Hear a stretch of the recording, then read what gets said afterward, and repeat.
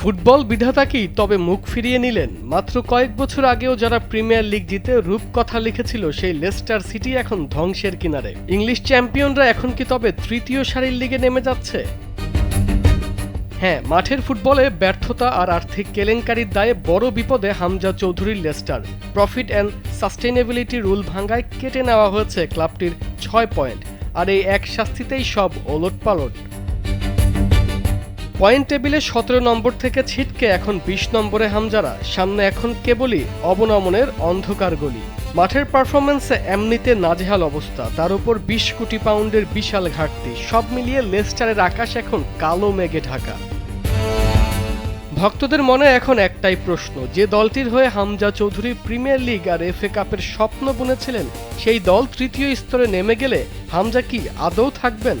একজন দক্ষ মিডফিল্ডার হয়ে কেনই বা তিনি খেলবেন এই লিগে? বড় কোনো ক্লাবে হামজার যোগ দেওয়ার গুঞ্জন কি তবে সত্যি হতে চলেছে? যদিও লেস্টারের সঙ্গে হামজার চুক্তি আছে 2027 সালের জুন পর্যন্ত।